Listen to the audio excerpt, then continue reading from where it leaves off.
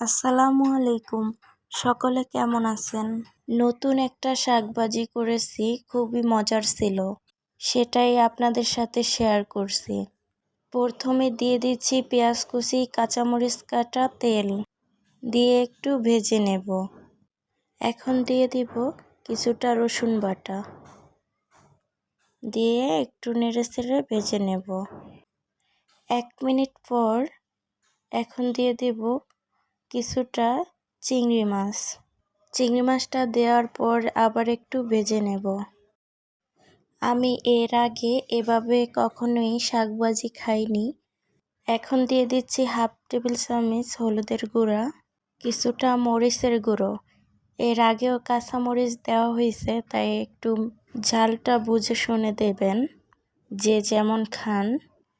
একটু নেড়ে চেড়ে পানি দিয়ে দেব, যাতে গুঁড়া মশলাটা পুড়ে না যায়।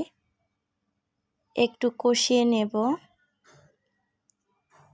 এখন দিয়ে দিচ্ছে নারিকেল, 2 চামচ পরিমাণ নারিকেল দিয়ে দিলাম।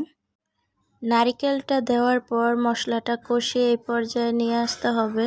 তারপরে কেটে ধুয়ে রাখা শাকটা দিয়ে দিচ্ছি। শাকটা দিয়ে নেড়ে চেড়ে দেবেন।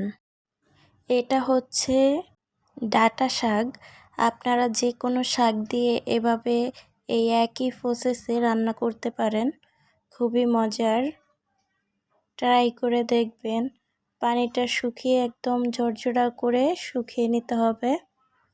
দেখুন আমার শাকভাজিটাতে একটুকু পানি লেগে নেই, সবটুকু পানি শুকিয়ে নিতে হবে।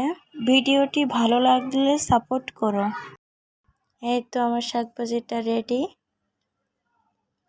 ভালো লাগলে আমাকে সাপোর্ট করবেন। ভালো থাকবেন। আল্লাহ হাফেজ।